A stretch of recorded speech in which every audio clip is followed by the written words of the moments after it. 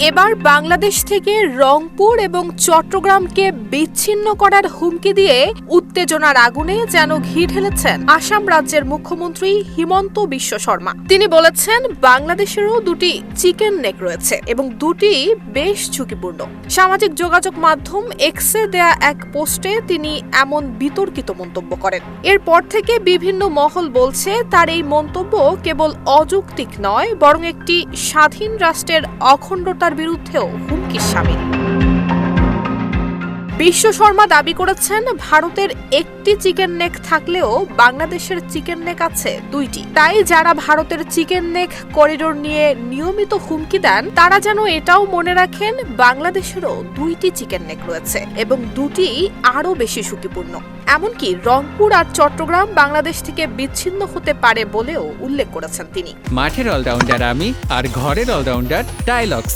টাইলক্স toilet cleaner, clean মানেই Tylox. সামাজিক যোগাযোগ মাধ্যম এক্সে মানচিত্র প্রকাশ করে আসামের মুখ্যমন্ত্রী জানান, বাংলাদেশে রয়েছে দুইটি সংকীর্ণ করিডোর, যেগুলো নিরাপত্তার দিক থেকে বেশ স্পর্শকাতর। যার প্রথমটি উত্তর করিডোর এবং এটি ৮০ কিলোমিটার দীর্ঘ। ভারতের দক্ষিণ দিনাজপুর জেলা থেকে শুরু হয়ে বাংলাদেশের রংপুর বিভাগের সঙ্গে সংযুক্ত দক্ষিণ পশ্চিম গারো হিলস পর্যন্ত বিস্তৃত। বিশ্ব শর্মার দাবি, এই পথ বাধাগ্রস্ত হলে বাংলাদেশের রংপুর বিভাগ পুরোপুরি বিচ্ছিন্ন হয়ে পড়বে। আর দ্বিতীয় করিডোরটি আরও ছোট, মাত্র ২৮ কিলোমিটার।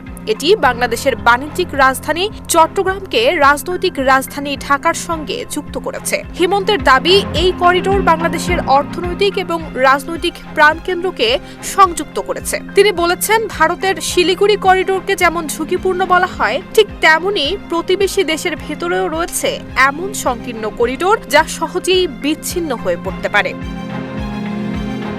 মূলত ভারতের শিলিগুড়ি করিডোরকে বলা হয় চিকেন স্নেক। মাত্র ২০ কিলোমিটার প্রশস্ত এবং পশ্চিমবঙ্গের শিলিগুড়িতে অবস্থিত এটি। এই করিডোর দিয়েই ভারতের মূল ভূখণ্ড থেকে উত্তর পূর্বাঞ্চলের ৭টি রাজ্যে রেল এবং সড়ক পথে যোগাযোগ করা হয়। করিডোরটির উত্তরে নেপাল এবং ভুটান আর দক্ষিণে বাংলাদেশ।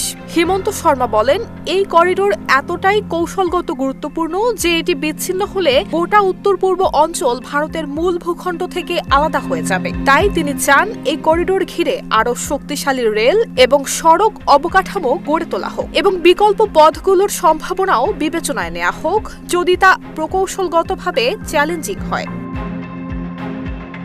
বাংলাদেশের মানচিত্র নিয়ে হিমন্ত শর্মার এই বক্তব্য এমন সময় এসেছে যখন দক্ষিণ এশিয়ার কৌশলগত ভারসাম্য অত্যন্ত স্পর্শকাতর পর্যায়ে রয়েছে। এতে প্রশ্ন উঠেছে, একজন রাজ্য সরকার প্রধান কিভাবে এত বড় আন্তর্জাতিক ইস্যুতে এমন বেপরোয়া বক্তব্য দিতে পারেন? এ ধরনের উস্কানিমূলক মন্তব্য যেন বিশ্ব মহলে ভারতের কৌশলগত দৃষ্টিভঙ্গির নতুন এক রূপ প্রকাশ করেছে। নুসরাত জাহান মেহেক, ঢাকা পোস্ট।